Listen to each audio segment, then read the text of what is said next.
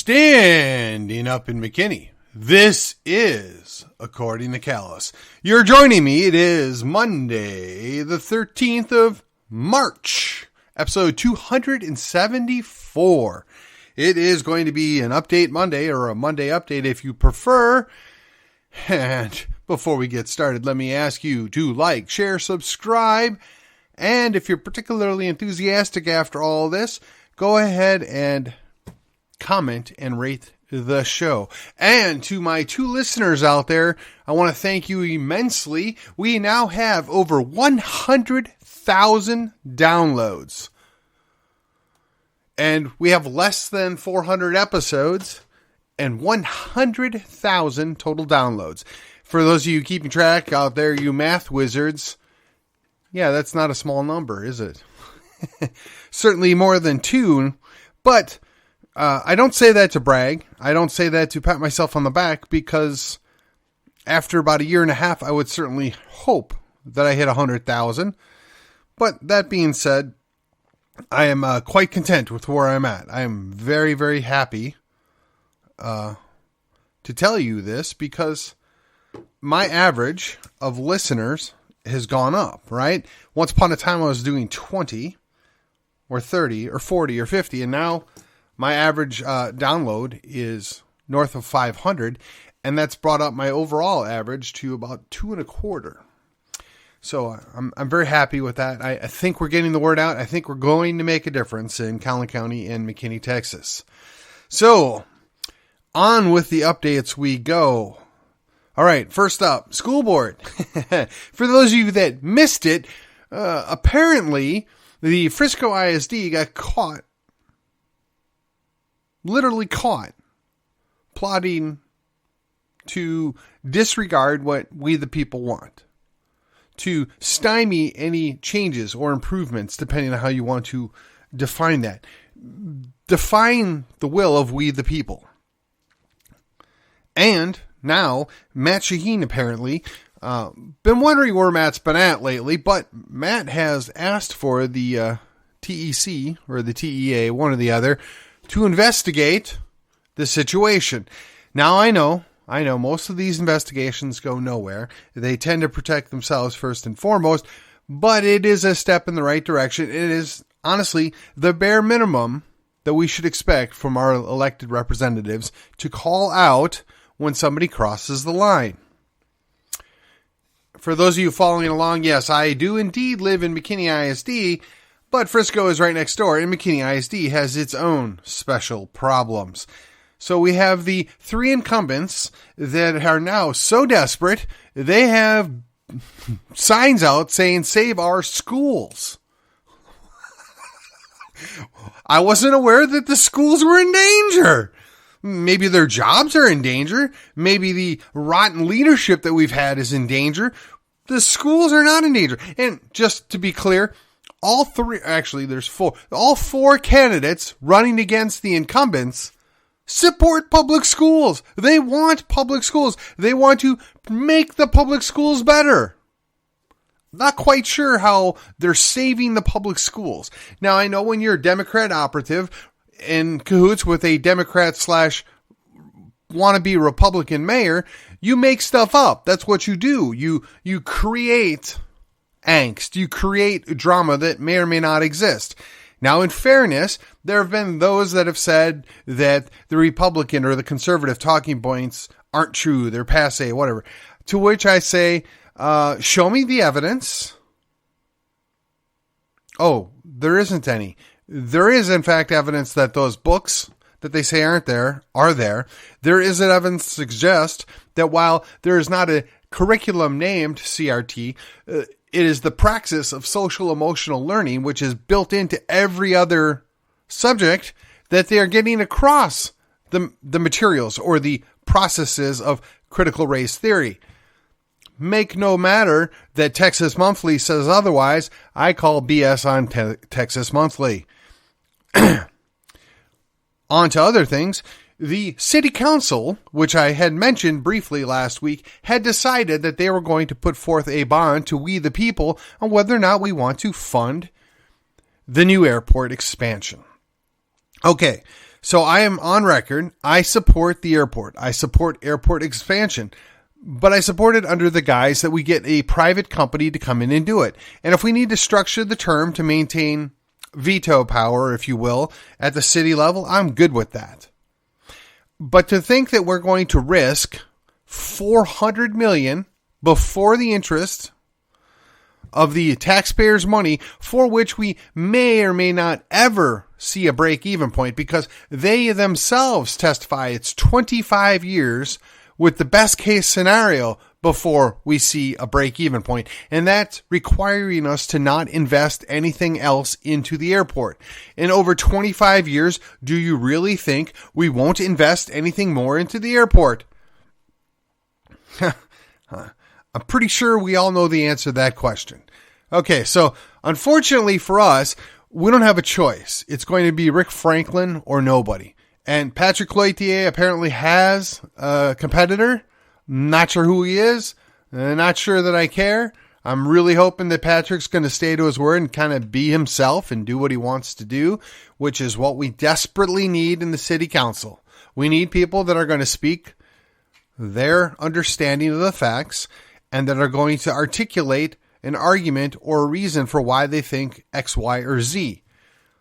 My greatest hope is that not only will we have Patrick win in 2 and actually show up and be the Patrick that I'm told he is, but that we would maybe, just maybe, get our friend Tom across the finish line. Now, Tom Meredith ran a brutal race against the mayor a couple years ago. Not sure he had the best advice, but I don't hold that against Tom. I think this is an open race. And honestly, I know Michael Jones. Let me phrase this. I don't dislike Michael Jones, but I know Michael Jones is going to be more of the same. Michael Jones will be, in my opinion, nothing more than a Rick Franklin or a Jeray Feltus. Same old, not going to question anything, not going to look into anything, not going to have a difference of opinion on anything. Now, in the event that he should win, which I'm not going to root for, but if he should, I'll go home at night and pray that he finds his backbone in his spine and that he stands up for what he believes in. Unfortunately, I'm concerned that he's going to believe a great number of things that I don't believe, but at least if he's going to show up and stand on his principles, that would be better than what we have now, which is pretty much the entire board doing nothing other than bowing to the whims of the leadership, such as it is. So, Tom Meredith had asked me for an endorsement. I'm not sure what value I add, because I am a political animal and I am clearly on the right side. But look, I'm confident Tom Meredith can do the job on the city council. I'm confident he's going to represent us well. I'm confident that, notwithstanding what happened in the last cycle, he learned his lessons, he's ready to move on, and he's ready to take on the challenge. I suggest you go do your own research. I suggest you make a investigative time and set it aside and look at both candidates and decide which one's going to best reflect what it is you want out of the city council. And it really comes down to, for me, to one thing. Somebody that's going to be bold enough to look at things with a different point of view and articulate what they think about it, or somebody that's just going to carry the party line. Now, I know that leads to a whole lot of city council votes that are 6-1 or maybe even 5-2. That's okay. I know it's tough. It's kind of a beating on the one that's voting no or voting for things when everybody else is in lockstep one way or the other. I mean, they did wear out Chuck Branch doing that very same thing. But if you're not going to at least have somebody be willing to ask questions and push back, or be open to their constituents and, hey, this might be a problem here, let's talk about it. I'm looking at you, Justin Beller, and again, I want to give him one more pat on the back. Justin Beller has gone above and beyond as far as reaching out to his constituents, in my opinion, to find out what their thoughts are on the airport. Now, he ultimately may not vote the way that I would prefer him to vote, but at least he's listening to his people, and maybe, just maybe, if enough of his people feel strongly one way or the other, he'll change his vote, or he'll vote to back them up. Don't know. But I'm going to give him the benefit of the doubt. The benefit of the doubt is worthy. The city council, as you know, has an election every 2 years. We change out a couple of members each time. If you've been looking closely, you can see some very interesting things happening in the races around us. Plano looks quite interesting. Frisco. I mean, I don't know that you, my listeners, really want me to go in depth in all these races. I would say that my friend Colleen's running again in Plano. My friend Shelby is running for re-election. Talk about a stalwart, the guy that's been willing to stand in the gap. That would be Shelby Williams, ladies and gentlemen. When you're looking at the school board races, I mean, in Plano, I mean, you got Cody Weaver. I don't know that I've got a strong opinion one way or the other in the other races, but the same thing in Frisco. Frisco actually has a race with 2 Republicans in it. Now, I don't know enough details that I'm going to lay it on the line with an endorsement, but I would say clearly one is more of an establishment kind of guy, conservative, but establishment. And the other one has got a outsider view, but came out of the school district. So I really think that both of them tilt conservative, and either one of them is a net positive for Frisco ISD. It's something that you should be happy about if you're a conservative. And then the other race will probably come down to a nail biter because it's a progressive versus a non-progressive. So if they win both of those races, they may have a 4-3 advantage for non-crazy progressives. I'd like to see Renee taken down a notch, but who knows? At the state level, we're gonna transition. State level, here we go. All right. So as you may have heard, the bill to allow for a referendum on whether or not we, the people of Texas, would support independence has been filed in the House. There is a companion bill waiting in the Senate. The real question is, will it make any difference? Right? I mean, let's be honest. The chances of that bill passing in the House are slim to none. We know that the people in the House, a good number of them have R's after their name, are really posers, right? The progressives.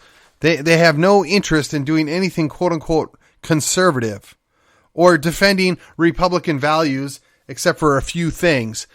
But at the end of the day, when your best argument is that's treasonous and seditious, you really don't have an argument. And if you don't believe me, well, I would suggest just for your own entertainment or education, depending on what your point of view is on that, go look up Brian McClanahan. Now, this is a guy with a PhD in history who has studied all these issues.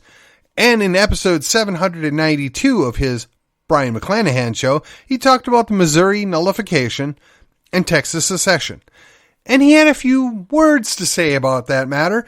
As a matter of fact, he congratulated a certain state representative on his depth of knowledge and how well he was able to articulate the Texas Constitution. Oh, no, wait, I'm sorry. I got that entirely backwards.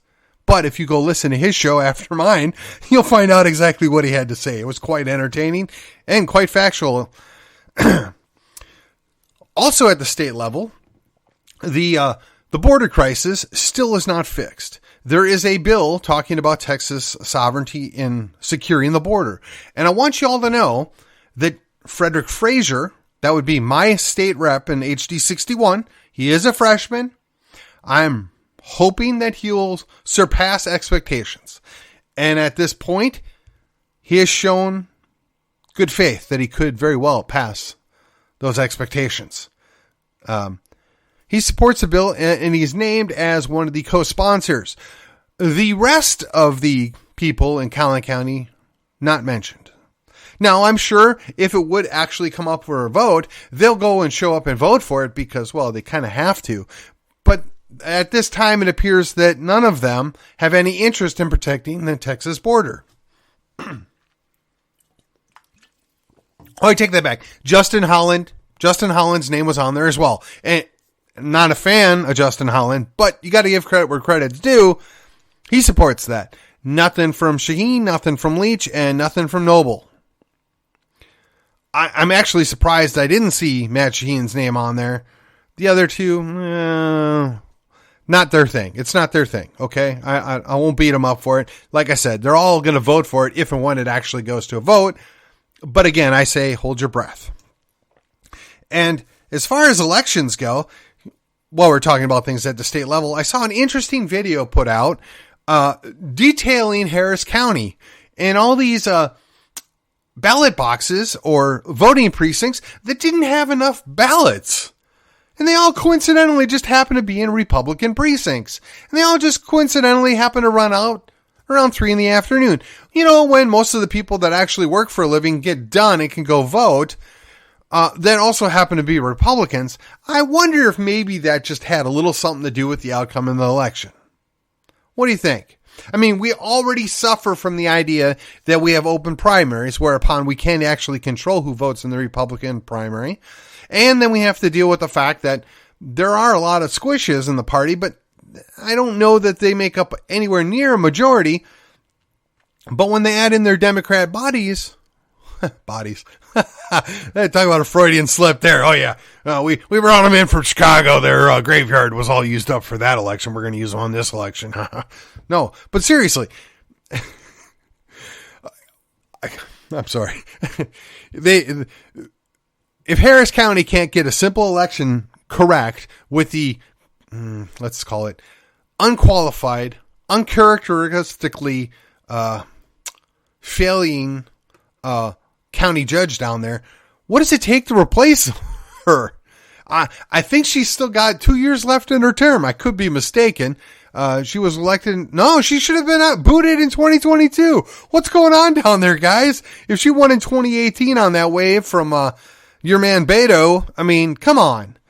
How do you, I mean, I can understand how it happened in Dallas County. Dallas County's lost forever. But Harris County, I mean, you at least have a very strong representative Republican body down there. How do you let that less than qualified individual maintain the county judge spot? How can you not just recall that person?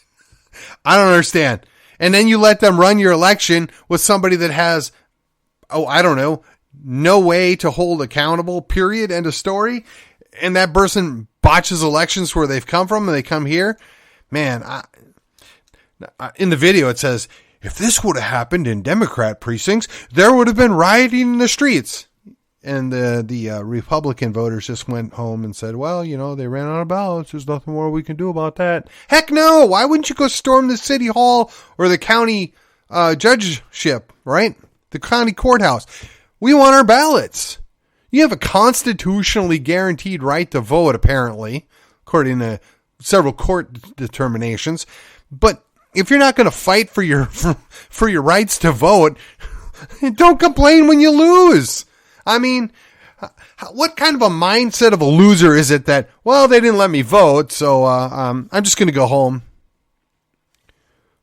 No, man, I would have driven over to the next precinct and the next precinct. There's no way I'm going home until I get my vote in. Now, granted, in many, many districts, it doesn't really make that big a difference. But in Houston, my God, you got an incompetent buffoon running your county, and you had an opportunity to get rid of her, or at least narrow her authority, and you guys weren't willing to fight for that?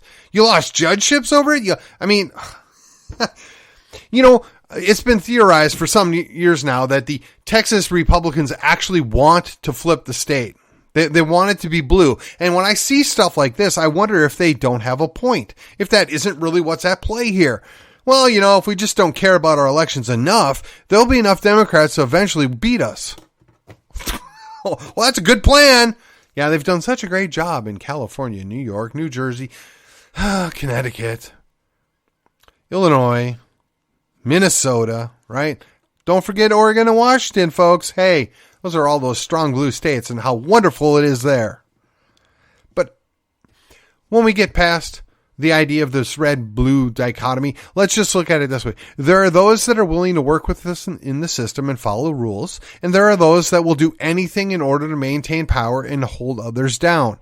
And unfortunately, a large number of our population that really should care about who's in control and really should bristle at the idea that these people don't want to allow them to have any say over their own lives. You would think they would push back against that, or they would be curious about that. No. I'm going to vote for the same person I did last time because they say the right things to me. Well, that makes zero sense. All right, now let's jump up to the federal level. I generally avoid the federal thing here because, quite frankly, we can't fix it. There's no going back.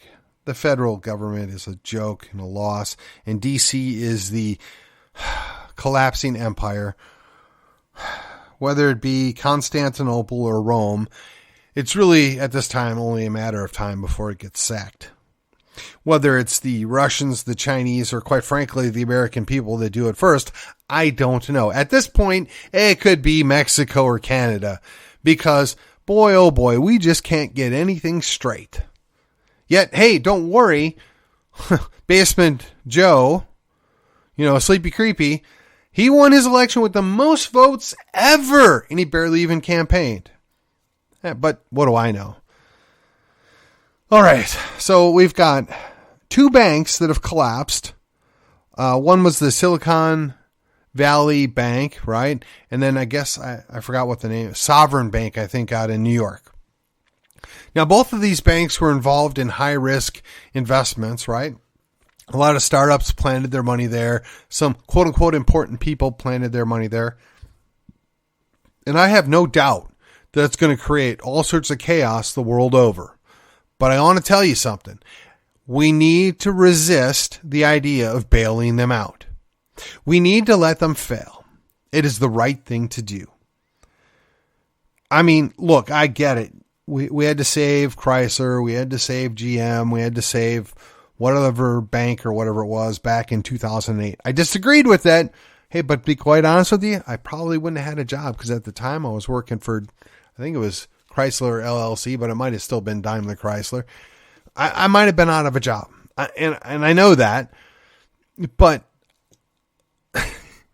we're no better off now than what we would have been if we would have let this stuff die. Because quite frankly, Daimler Chrysler was always going to be worth something. Even if it was insolvent, somebody else would have spent money to buy it. In fact, it's been purchased like 3 times since that time period, including Fiat. It's now part of Stellantis Group. Now, I'm not sure I'm enthusiastic about that because I don't trust the people that build Renault to build a good Ram truck. But be that as it may, it is what it is. Mostly because of bad leadership or bad decisions. I got to tell you, folks, the feds really only know how to screw things up. You take the F in Fed, you just use that, and if you want to say a new pejorative, they fed it up. They fed it up. I mean, I don't generally like to drop that word that I'm substituting there.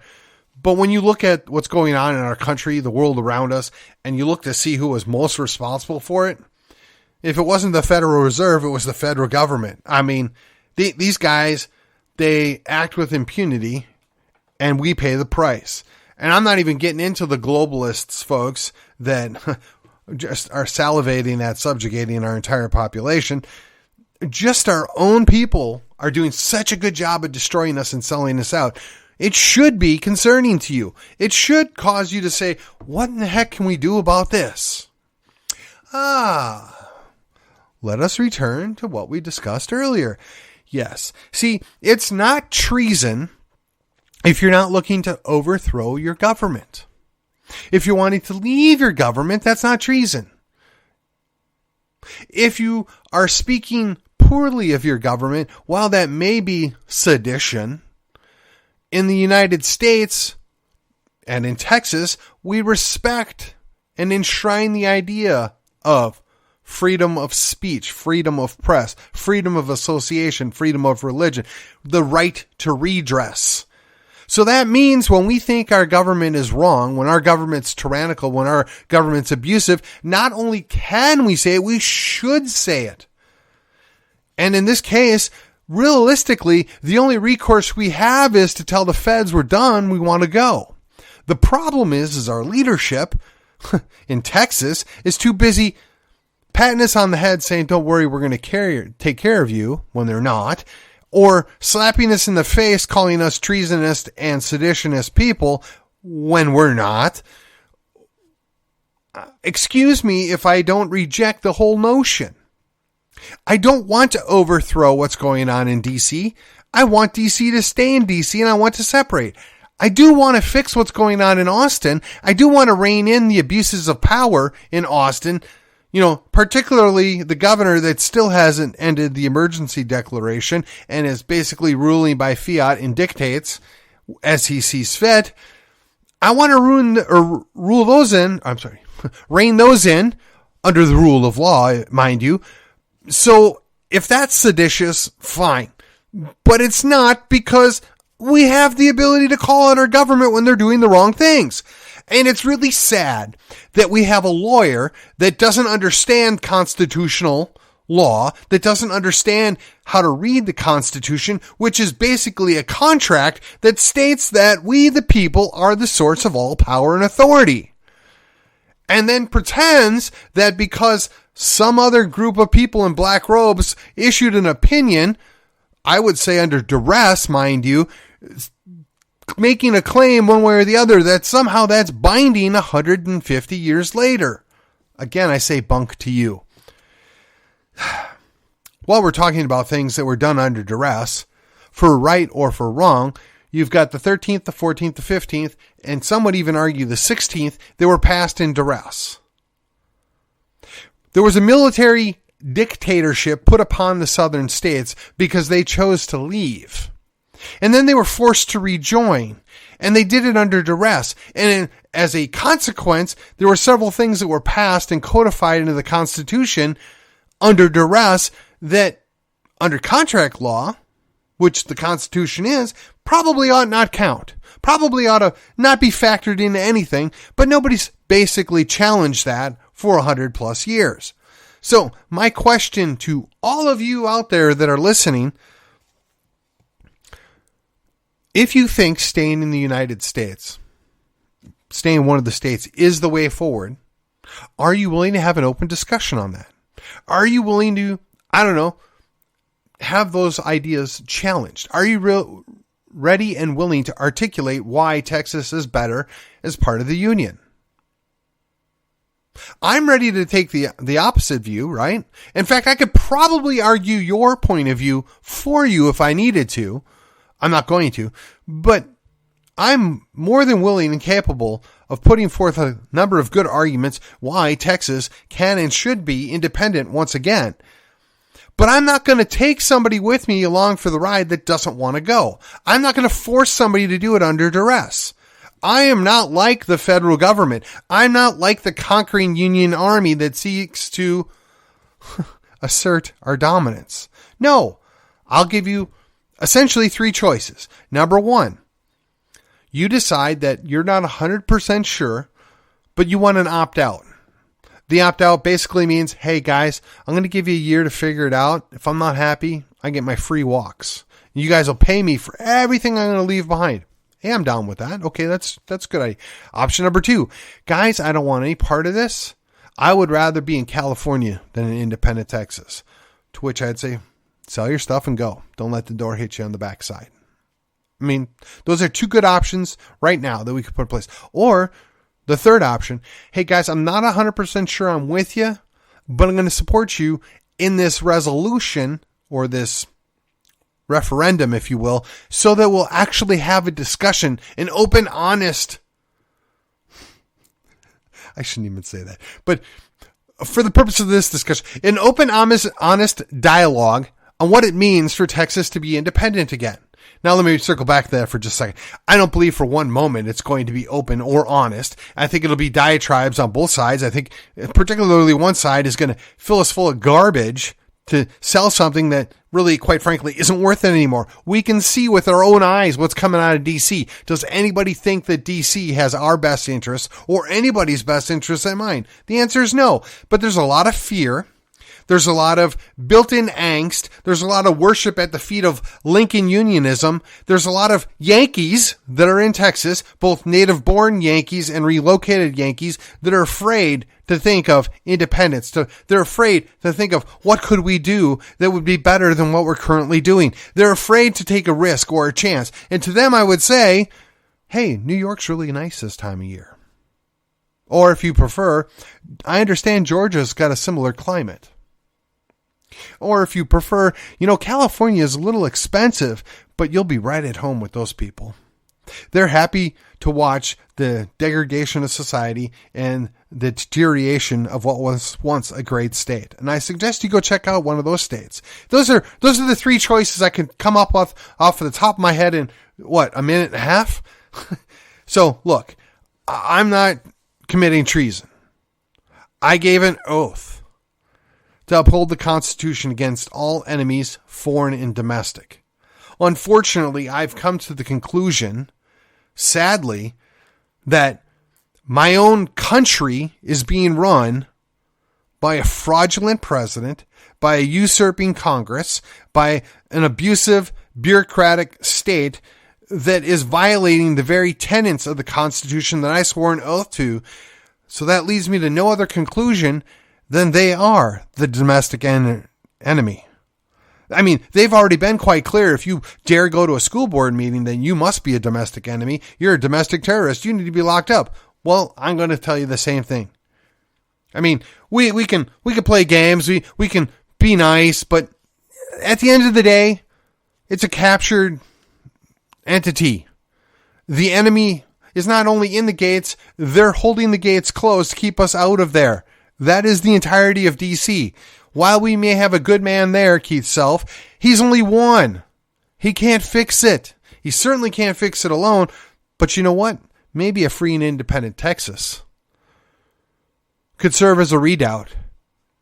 Could serve as a starting point for our own federation of states that can push back at the colossal Leviathan that is DC. And that's not easy. This is not fun.